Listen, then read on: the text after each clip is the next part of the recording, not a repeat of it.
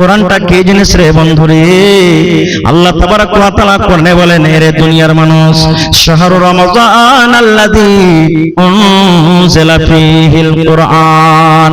কোরআন একটা এমন কিতাব, কোরআন এমন একটা বই। আল্লাহ নিজে বলেন, বান্দারে 12 মাসে 1 বছর হয়, আমি আল্লাহ রাব্বুল আমিন এই রোজার মাসটাকে এত ভালোবাসি, এই রমজান মাসটাকে আমি আল্লাহ এত ভালোবাসি।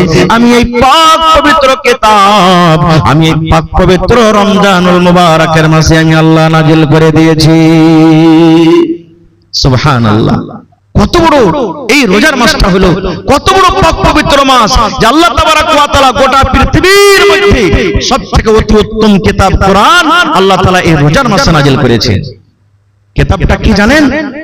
কোরআন কাকে বলে? এখানে মনে হয় হিফজুল কোরআন চলছে। আল্লাহ রাসূল বলেছেন কোরআন কি জিনিস, কোরআন কাকে বলে? কোরআন আল্লাহর কিতাব। আমাদের বিশ্বাস আছে না নেই? জোরে বলেন, বিশ্বাস আছে? কোরআনের 1 নম্বর সূরা সূরাতুল ফাতিহা, আমি ওদিকে যাব না। 2 নম্বর সূরার নাম হলো সূরাতুল বাকারা। আল্লাহ রাব্বুল আলামিন কোরআনের পরিচয় দিতে গিয়ে আল্লাহ সূরাতুল বাকারার প্রথম আয়াতে আল্লাহ তাবারাক ওয়া তাআলা বলেন, আলিফ লাম মিম যালিকাল কিতাবু লা রাইবা ফীহি হুদাল লিল মুত্তাকিন।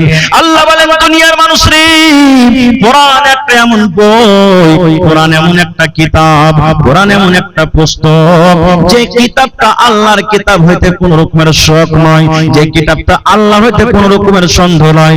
কারণ যারা শক করে ওরা কোনোদিন মুসলমান হইতে পারে না, আর যারা মুসলমান হবে তারা কোনোদিন শক করবে না। আল্লাহ বলেন কোরআন এমন একটা কিতাব, এমন বই, কোরআনে কোন রকমের শক নাই, সন্দেহ নাই। তারপরে আল্লাহ বলেন হুদাল লিল মুত্তাকিন, কোরআন যারা পড়বে তারাই মুত্তাকি হয়ে যাবে। মুত্তাকিদের জন্য হেদায়েত। কোরআন যত পড়বেন হেদায়েত পেয়ে যাবেন।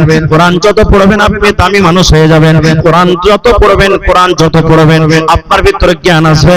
আল্লাহ রাব্বুল আমিনের প্রিয় ভালোবাসা আপনি বান্দা হয়ে যাবেন। মক্কার বেঈমান মুশরিকরা